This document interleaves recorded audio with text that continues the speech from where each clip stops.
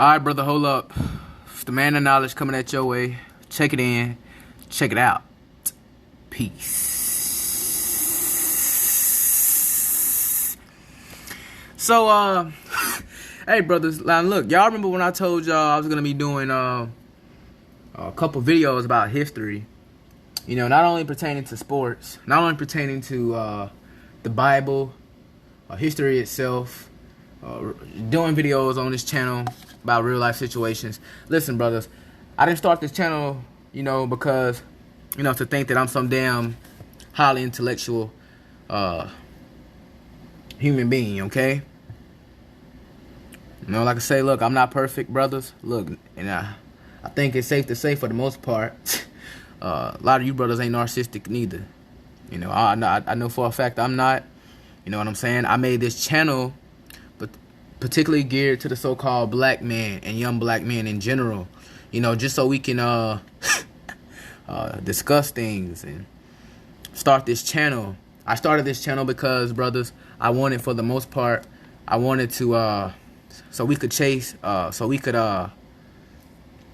think upon,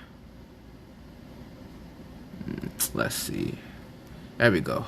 So we could discuss certain topics, like, pertaining to sports and all this other shit. Like this, for example, sports, the truth in general, on history, the Bible. And no, I don't have anything against the Bible. Yes, I believe in the Most High. And like I said, bro, I'm not perfect. I started this channel so I could do these things, and also so me and the rest of these young so-called black men, or black men in general particular, could discuss these things. Share our knowledge, our opinions, our perspectives, on these situations, So I'm gonna be doing a video pertaining to Nike. The truth about Nike. I told you I was gonna be doing this shit.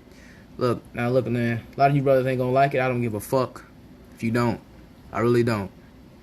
But we're gonna start the fucking clip, and I'm gonna show you some, analyze and break down some things. Brothers, once again, that's what that comment section is made for. Share your thoughts, share your knowledge, opinions. Hey, you may know some shit on this I don't. All right, brothers. Like I say, I didn't start this channel to claim that I'm perfect, although I am the man of knowledge. Because even though that's my name, the man of knowledge. Man of knowledge. Because I am a young man who has knowledge. And this channel is for other young men, but especially the so-called young black man, to come share his knowledge, perspectives, thoughts, his sentiments on these topics, etc. Okay? Check it out, man. Peace. The world's most popular and biggest sports... Nike, the world's most popular and biggest sportswear company. In just over 50 years. That's true. Hold on, brothers. Let me get it, zoom in some. Alright? One man's dream of better shoes turned into a global corporation worth over $100 billion.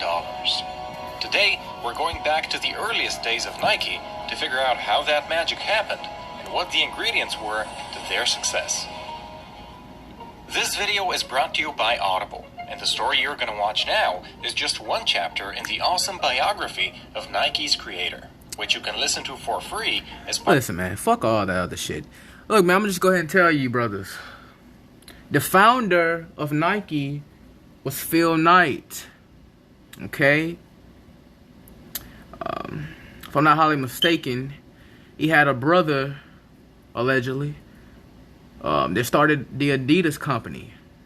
I can't remember his name. If I'm not mistaken, I believe that it was, shit. Matter of fact, fuck it. We're gonna go look it up, brothers. Let's go look it up. Alright, brother, hold up. So, like I was saying, the founder of Nike, let's see,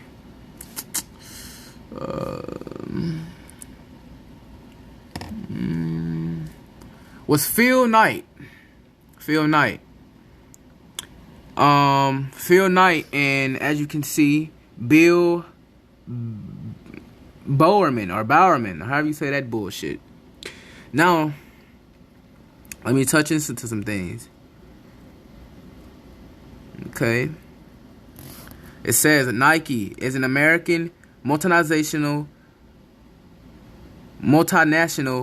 corporation that is engaged in the design, development, manufacturing, and worldwide marketing and sales of footwear. Yes, brothers, because Nike is a corporation, a business. Apparel, which means sports equipment, things of that nature, accessories and services. The company is headquartered near Beaverton, Oregon. You brothers can correct me on that if I said that right or not. In the Portland metropolitan area. It is the world's largest supplier of athletic shoes and apparel, which once again means sports equipment or some little type of equipment for sports, all right? And a major manufacturer of the sports equipment, which with revenue in excess of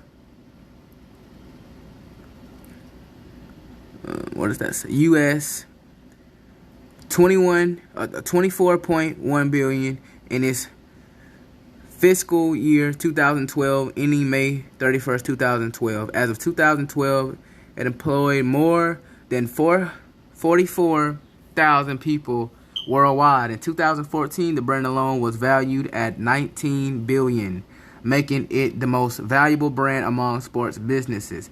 As of 2017, the brand is valued at 29.6 billion. Nike ranked number 89 in the 2018 Fortune 500 list of the greatest United States corporations by total revenue. Okay, Nike swoosh logo. Now, brothers, we're going to get in just into that in a minute now. Listen, a lot of you brothers may think that this is a check mark, but remember when I told you, brothers, there was cash pills?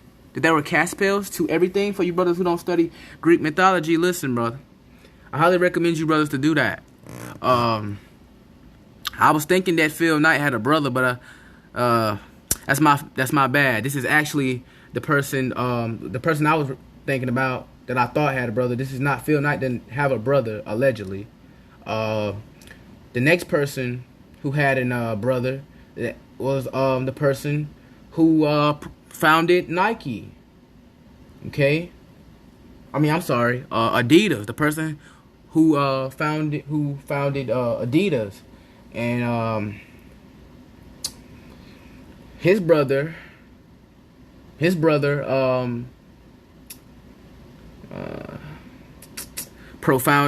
founded Puma. Now I'll show you brothers that in just a moment, even though this is not about Adidas nor Puma. All right, Nike world headquarters in Beaverton, Oregon. However you say that bullshit. Formerly Blue Ribbon Sports, 1964 through 1971. Yes, of course we know it's public. You see all that information there, brothers.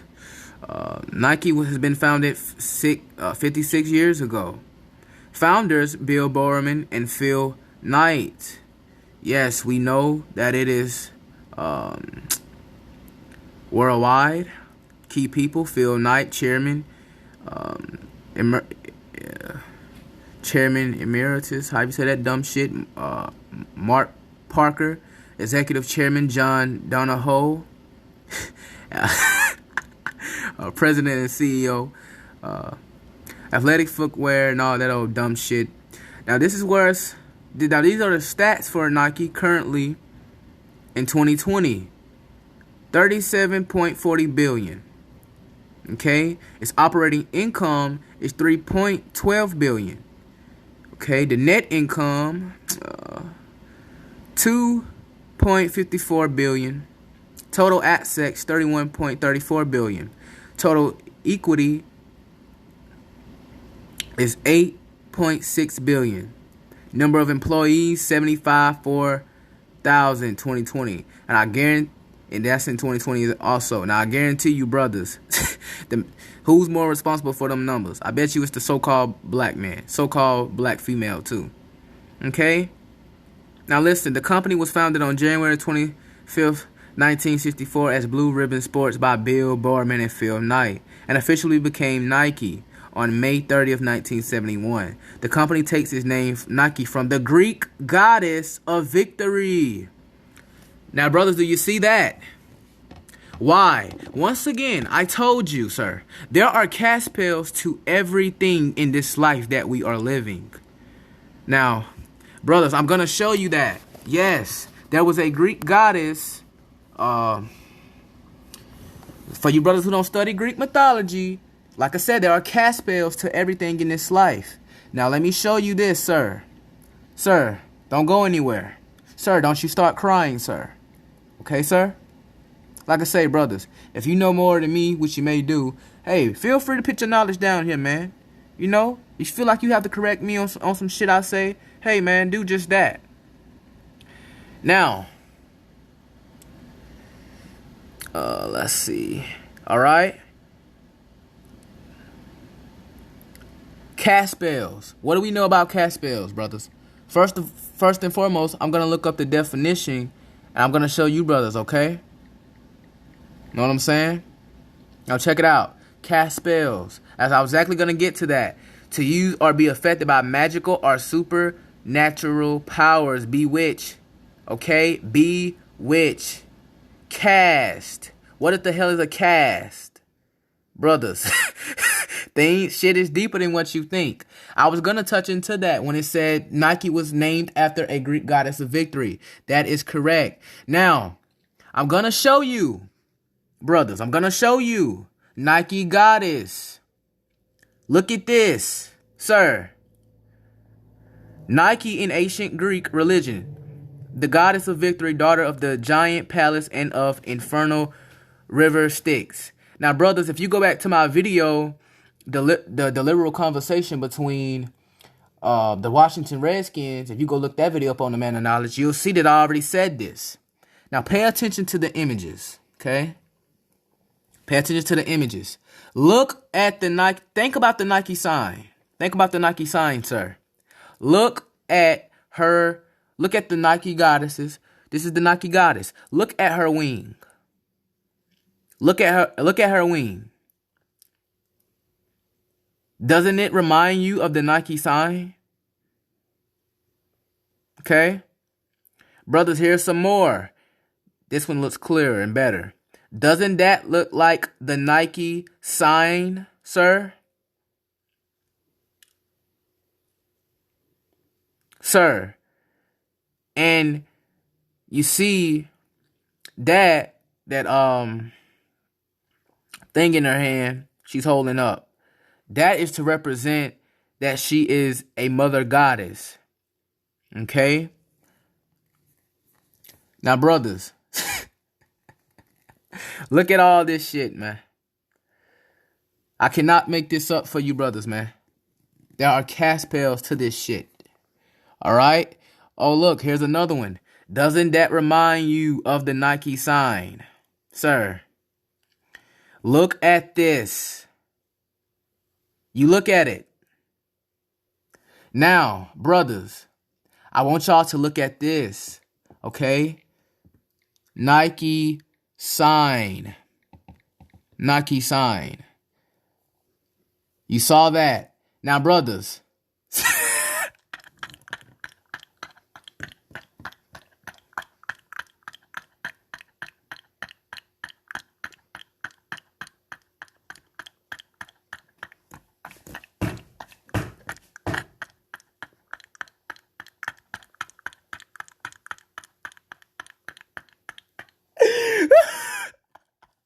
Now, look, man.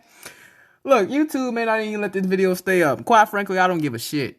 I don't give a shit, man. You understand? I don't give a shit.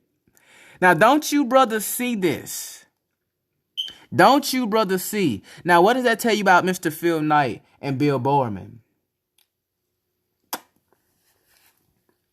They are Luciferians. Okay? That's why I say, brothers, NFL, NBA, and the rest of these leagues, national American leagues, man, professional sports leagues. Look, they abide by this shit. All right, now, brothers, what do you see here? You see all these Nike signs, these colorful Nike signs. Brothers, trust and believe me, these Nike signs, these different color Nike signs have meanings behind them. Okay? I already told you, brothers, about the color black, white, and red represents Pan. Pan was a Greek god also. Okay, brothers? All right. Can you see that? Now, why would they name it as the mother goddess? Now, let's think about the Nike. Let's think about the Nike saying, "Just do it, sir." Now, let me show you something. Let me show you, brother, something. The Nike slogan, they took that. I think it was off of a commercial or some shit. Something that a serial killer said. Now we're gonna dive into that. Just do it. Okay?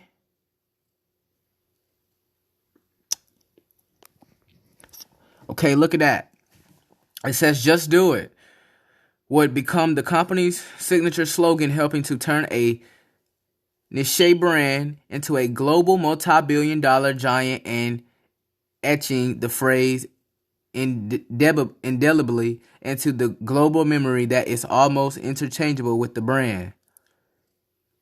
Now, it says the surprising and morbid... Hold on, brothers. All right, brother, hold up. So, like I was saying, the slogan, just do it, came from, and that was my little brother at the door. Had to go get some stuff. Like I was saying, though, the surprising and morbid origin story of Nike slogan. All right. And as you can see, two Caucasian males walking with some, looks like one has his phone and coffee in his hand. I can't tell what this brother right here is doing. I mean, well, brother, whatever. Anyway, man walked past a Nike store in Kyiv, Ukraine on August 14th. Before Colin Kaepernick and Just Do It, there was Gary Gilmore and Let's Do It. Okay. In a plain t-shirt with the bag over his head, Gilmore was strapped into a chair. Now, listen to me, brothers. I just told y'all. Waiting for a firing squad to execute him at Utah State Prison. It was the morning of January 17, 1977, and a Gilmore convicted of murdering a gas station employee and motel manager in Utah the year before was to become the first person in the United States to be executed in nearly a decade. The author Norman Mailer wrote in his 1979 Pulitzer Prize winning novel, The Executioner's Song, that shortly before his execution, the 36-year-old Gilmore was asked if he had any last words. So, brothers, keep in mind, all this was planned.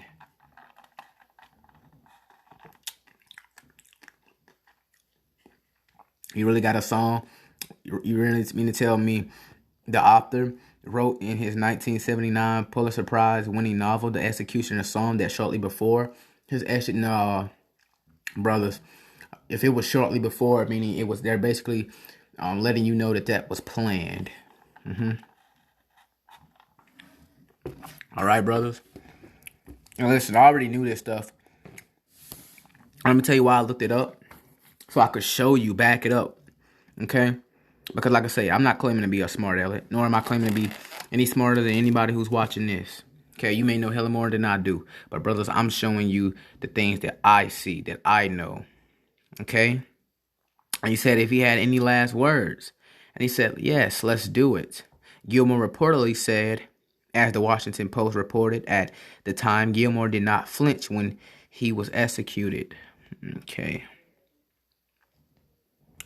It says the story of Gilmore has been long forgotten by most, but his final words live on in a manner no one would have imagined.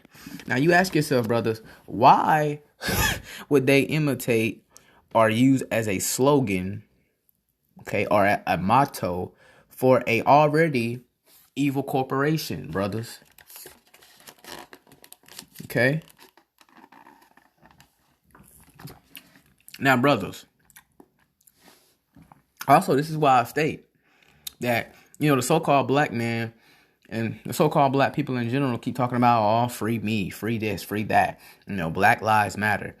But, keep in mind, it's just like I said with pimp in the stripper analogy. Always remember this, brothers. Y'all will sit here and complain about not being treated equally in Babylonian America. But y'all brothers, y'all don't want to, come up with your own business and run your own business and support other black businesses. But you'll probably go out here and, go promote another person's business from a different race, and ignore somebody from your own race, and you'll either go support a Drake or a Future, but you won't own your own business nor support a regular brother's business. Now, why is that? Well, like one of my brothers, Ollie Red Pill said, shout out to him. He said, most black people view themselves as individuals rather than a culture, rather than a ethnic group. Well, brother, first off, foremost, I gotta say this: black is not a race; it's a color. Okay. For the most part, a lot of so-called black people don't know who they are. Okay, you're just here and you're just talking shit. Now, I'm not talking to him. I'm saying for the most part, when we call ourselves black, do we really know what we are? Do we know our ancestry background, where we truly come from? Do we really know our bloodline? Brothers, I'm just asking. Okay. Now listen, it says, in 1988, Dan Whedon, an advertising executive who co-founded the Whedon plus Kennedy agency in Portland, Oregon, made something of a morbid pitch to Nike long before it became a dominant sports fashion brand. Nike was struggling in 1987. Well, brothers, first and foremost, let me say this. Once again, don't forget, Nike is indeed a business. Okay? Businesses will have its ups. Businesses will have its downs. I think for a lot of you brothers who are considering growing up, and people in general wanting to open business, understand, brothers, businesses have its ups and has its downs. Okay? It's going to be hard to get paid. It's going to be hard to promote your shit. And it's going to be days easy where everything is going to be flowing and flying your way. Businesses are not easy. You see, brothers, in America, we have been taught by the society that, yeah, it's easy to go work a 9 to 5, which that's true, and to go be somebody's slave. But it's hard to be your own boss. But brothers, you got to ask yourself, first of all, you need to go attack something that you know for a fact that you can handle. Or you could go to trade school. You don't have to go to college, just so you can be in depth and get a good job. But for the most part, do you see these people who so-called went to college? They did two things. They're not where they are in life. Now, not all of them. Or they're just somebody's employee, or, it didn't work out because they didn't make the choice. Now, brothers, can you prevent and avoid a lot of dumb shit in your life? Absolutely. Okay? It says, but I don't mean to digress, brothers, but I'm just saying. Okay? But, let's keep it going. It says, failing to keep pace with the more fitness-focused approach of Reebok, like Gilmore, Whedon was a Portland native. Okay? He remembered the crimes and the ending.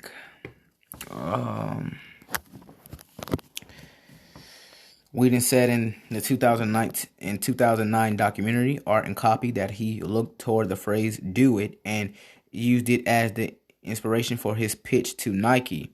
Now, why would you do that? Based off reading the article of someone who passed away or was allegedly executed.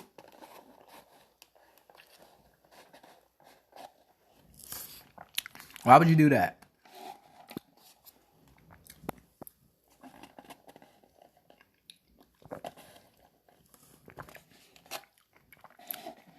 Brothers, listen, always remember the pimp and stripper analogy. Okay?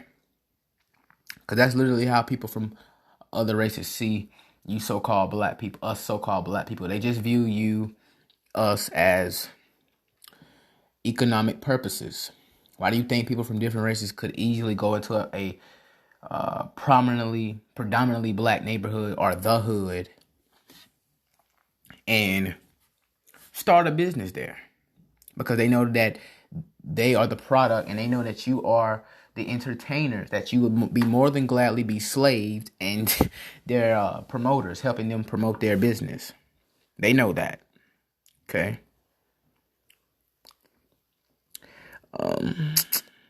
They know that. Okay, let me see.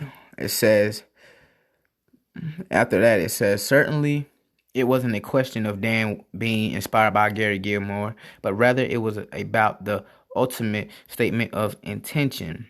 Liz Dolan, former chief marketing officer at Nike, told the Washington Post. It had to be personal. Well, I imagine so. The ideology was just do it. And seemingly everyone Whedon ran the slogan by hated the idea.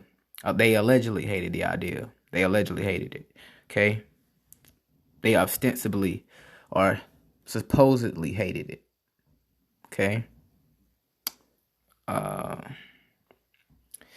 Let's see. Shit out the way. Okay, it says, I went to Nike co-founder Phil Knight said, we don't need that shit. We didn't recall in 2015 Design magazine in architecture and design publication. I said, just trust me on this one. So they trusted me, and it went big pretty quickly. Shortly thereafter, one of the first ads in 1988 for Just Do It featured Walt Stack, an 80-year-old marathon runner in San Francisco. Stack died in 1995. From there, Just Do It would become the company's signature slogan, helping to turn a niche brand into a global multi-billion-dollar giant and etching the phrase edibly into the global memory that it's almost interchangeable with the brand. So there you see it, brothers. Now look at who this is. Just Do It. Colin Kaepernick. Now he's a so-called, quote-unquote, for the most part, a pro-black. My brothers, what I tell you about all these athletes? For the most part, they are assets. Okay. Do you know why a lot of these athletes, you know why they like to play all this pro-black shit? It's because they know for the most part their biggest audience is going to be so-called black people. They know you're going to automatically be behind them because most black people are liberal in general. You know? There you see him talking about that. And talking about the national controversy that the so-called black man has to face. Okay? You see all that. Nobody give a fuck about him. He talk about Nike boycott and all this, and all that other shit. Look, ain't nobody got time for that, man. Now, you ask yourself, how the hell was he going to sign a deal with Nike in the long-term extension or whatever?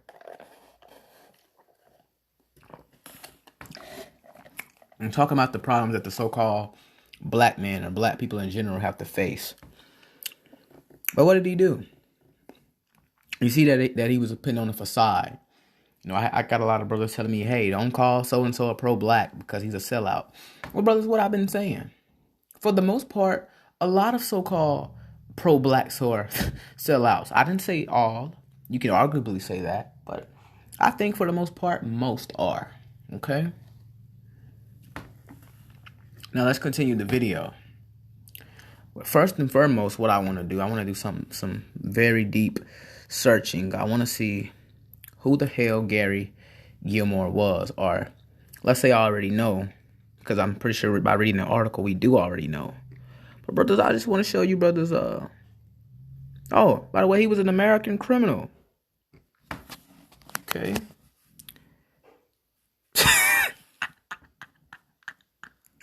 Now, in that picture there, he looked like Adolf Hitler's little brother.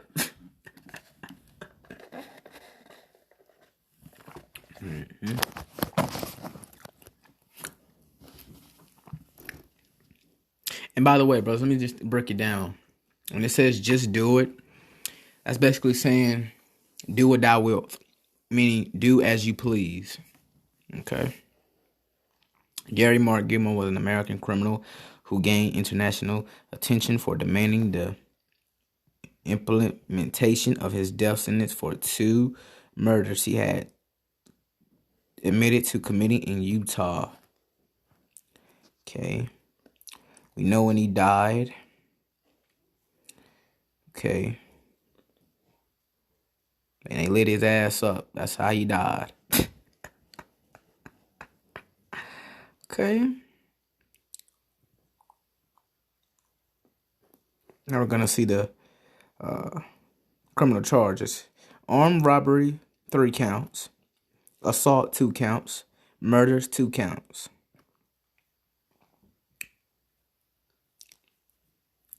Okay.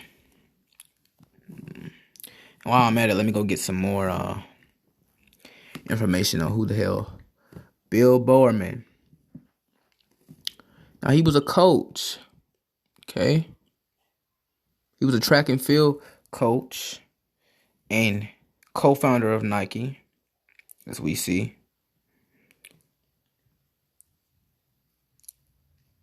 That's Phil Knight. Okay.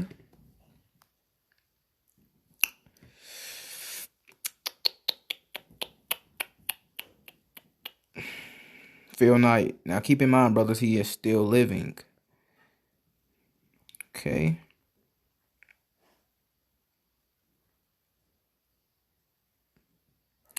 Okay, it says, now Phil Knight is an American billionaire, businessman, and philanthropist. He is the co-founder and chairman emeritus of Nike and was previously chairman of CEO of the company. And brothers, let me just show you what a philanthropist is. Okay. All right, brother, hold up. So as you can see, a philanthropist is a person who seeks to promote the welfare of others, especially by the generous donation of money to good causes. So this is basically what you call a benefactor. Okay. A humanitarian, a contributor, a donor, a sponsor. Okay. Basically someone who does business for themselves. Well, a giver, helper. Okay. Now, brothers, like I told you, Phil Knight is an Luciferian. There's no doubt in my mind, Bill Bowerman had to be one as well. As a matter of fact, I highly believe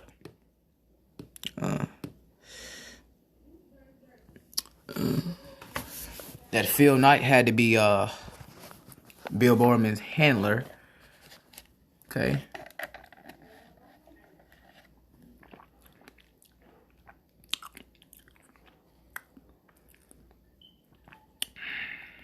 My brothers, can you see that? He's wearing black. Look at the floor. Red, white, black. What did I say, guys?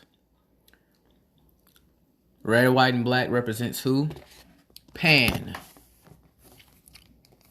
Once again, brothers, Pan was a Greek god. But I don't want to hold you brothers up. For the most part, I like to get back into the video. Keep you brothers distracted. I mean, I don't want to keep you brothers distracted. If you heard that noise in the background, you have to ignore that.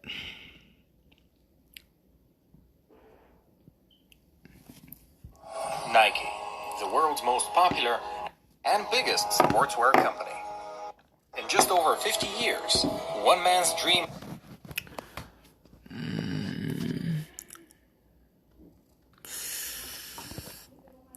All right, brother, hold up. So now I'm gonna restart. I'm gonna restart the clip. Check it out. Nike, the world's most popular and biggest sportswear company. In just over 50 years, one man's dream of better shoes turned into a global corporation worth over $100 billion. Today, we're going back to the earliest days of Nike to figure out how that magic happened and what the ingredients were to their success. This video is brought to you by Audible, and the story you're going to watch now is just one chapter in the awesome biography Have Any Good Ideas. But Phil had one. Had just graduated. This video is... I don't want to waste your Today, brother's time. we're going back to the earliest days of Nike. Watch now is just one chapter in the awesome biography of Nike's creator, which you can listen to for free. Just graduated from Stanford. As any business graduate can tell you, becoming an entrepreneur is difficult if you don't have any good ideas. But Phil had one. Absolutely. He was a distance runner back in university. Absolutely.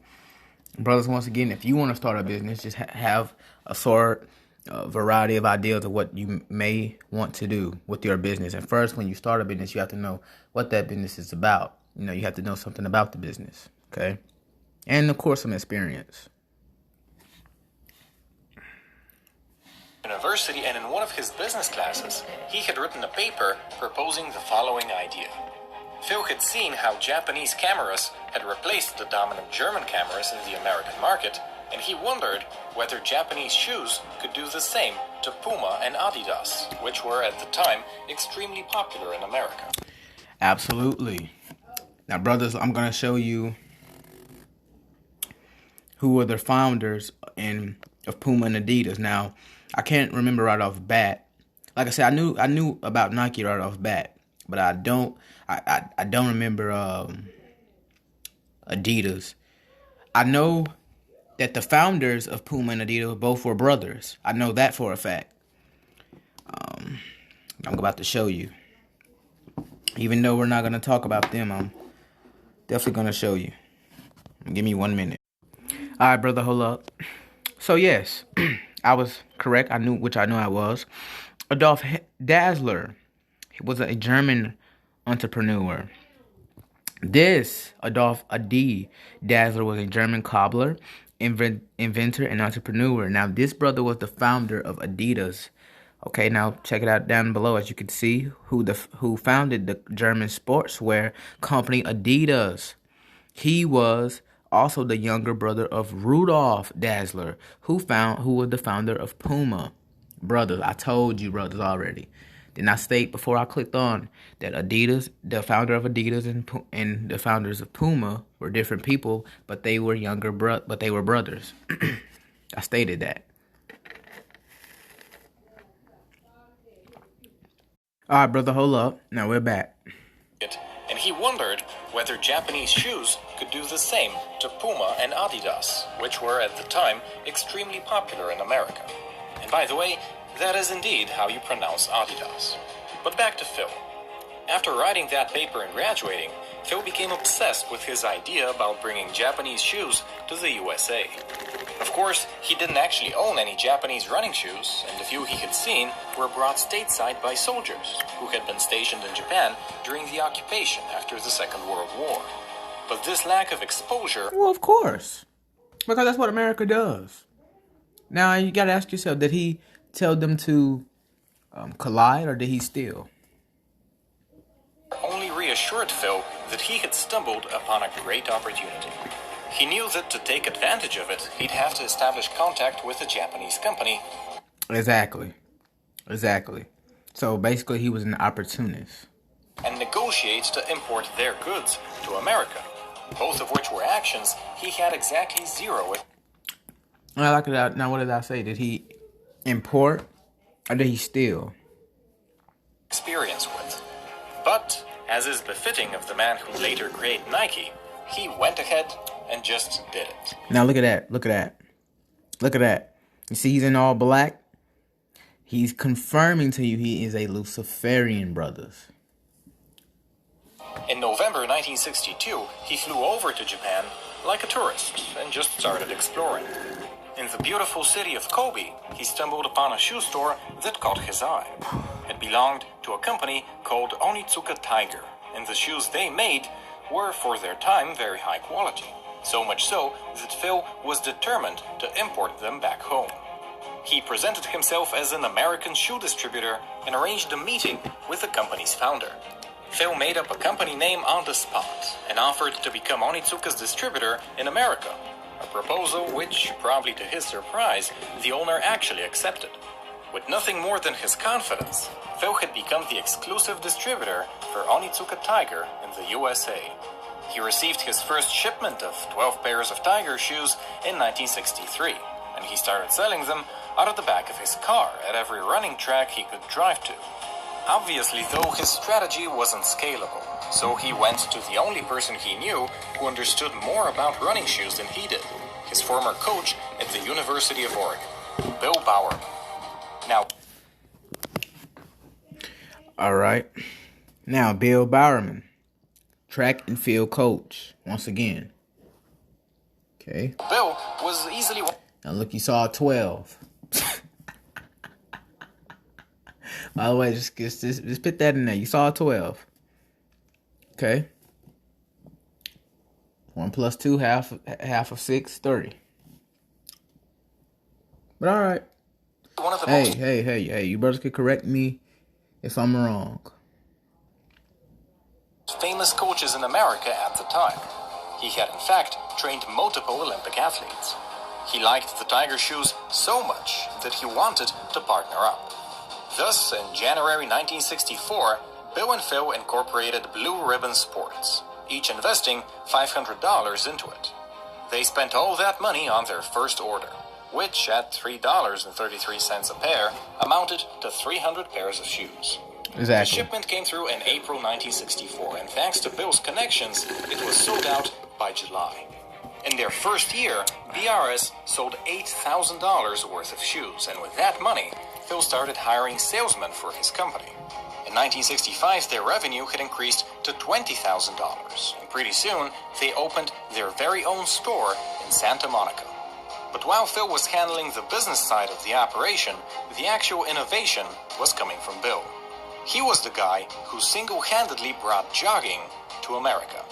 In 1966, he wrote a book... He allegedly brought jogging to America. Allegedly. ...about it that sold over 1 million copies. And of course, his company was among the first to start marketing the Tiger shoes. Listen, brothers, I'm going to just go ahead and say this, by the way, all these sports and shit, you could actually go do your own research. Okay, your own research after this video is required. A lot of these sports and shit came from ancient Greece and Rome. Okay? That's where sports originally came from, Greece and Rome.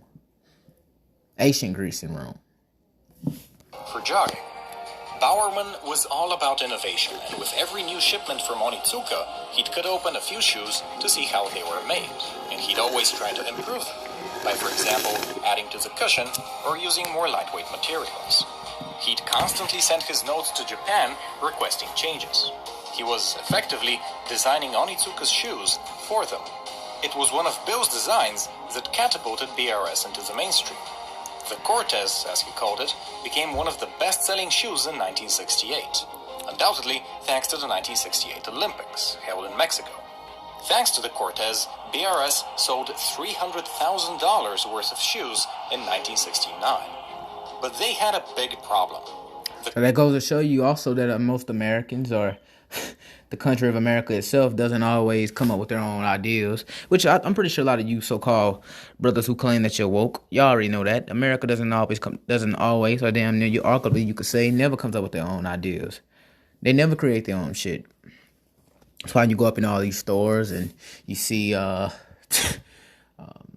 shirts and probably food at certain occasions, and you see it says made in so-and-so, made in Australia, made in China, especially made in China.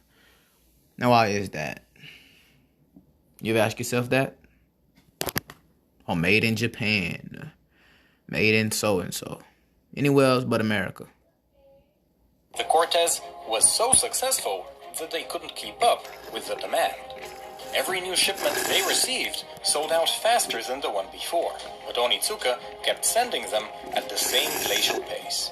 What Onitsuka were actually doing was satisfying their local demand in Japan first, and then sending whatever was left to America. Phil and Bill knew that to expand, they would have Send it, or did Phil take it? to evolve beyond being just a simple distributor. Then they realized that they held all the cards. The Cortez was Bowerman's design, so as soon as their contract with Onitsuka expired, they were free to start making it for themselves. Luckily for them, their contract would end in 1972, just before the Olympics in Munich. Thus, Phil had plenty of time to prepare for his big move. In 1971, he started working on the branding. His first employee suggested calling the brand Nike, after the Greek goddess of victory. Do you see that? Phil needed a... Sorry, okay, brothers. Let me rewind that. Did you see that? Did you see that? He started working on the branding.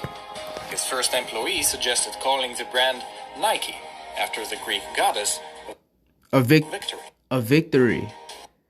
A victory. Now look at that. Go back earlier in the video, in the clip, when it said, when I showed you the Nike sign, the wing on the mother goddess Nike. So why did they suggest that? Because Nike is a evil, malice corporation. And the so-called black man, so-called black woman, you buy all this apparel, basically this sports equipment for your child, for your children, and you invest in this. Okay? I was picked on in my earlier years because I didn't have Nike and Jordan and all this other shit. But if you go study the deep history of this shit, make you not even want it.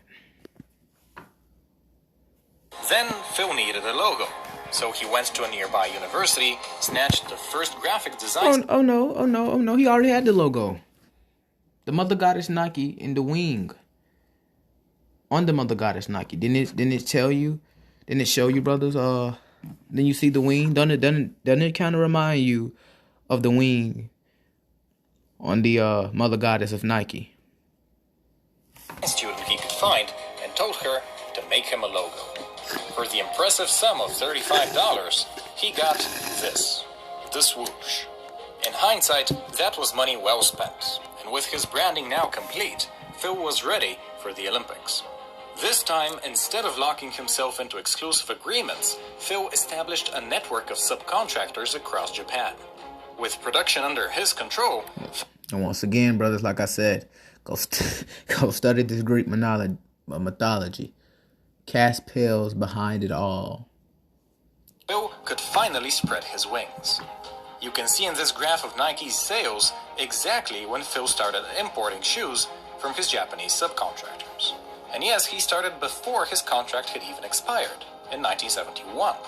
From then on, the story of Nike became one of growth. They became the largest sportswear company in America in 1989, on the back of brilliant marketing like the Just Do It campaign, and by signing rookie athletes that would eventually become famous across the world. Now look at who you saw. You saw top monarch athletes. Michael Jordan, Tiger Woods, and you see LeBron James. All in there. Let me make sure I'm right. Because I know LeBron James' debut year, rookie year, was 2003. Same year I was born. Company in America in 1989, on the back of brilliant marketing like the Just Do It campaign, and by signing rookie athletes that would eventually become famous across... See that? All in their rookie year. Michael Jordan in 1984, Tiger Woods in 1996, LeBron in 2003. Okay. All in their rookie year to basically confirm that they are Luciferians. Across the world. Okay. The ascent of Nike is a story every bit as interesting as the early days of Phil Knight. But don't take my word for it. Phil Knight himself released his autobiography in 2016, and you can listen to it for free as part of your 30-day free trial of Audible. In his book, Phil goes into much greater detail than I ever possibly could in this video, so if you like the story so far, you should follow the link in the description to get your free copy of the story as written by the man himself. Visit audible.com/businesscasual or text business casual to 500 500 to get started with Audible, who, if you don't know, have the biggest collection of audiobooks in the world. I'd really appreciate it if you check them out, and I also want to thank you for watching this video. Share it around if you enjoyed it, and consider subscribing if you haven't already. You can expect my next video. Get the fuck out of here. But yes, brothers, I told you cats I was gonna be doing this. Let me know your thoughts down below in the comment section. Share this video, subscribe to the channel. Let me know any more information if you like for me to go deeper or anything else. You let me know. All right, man. Peace.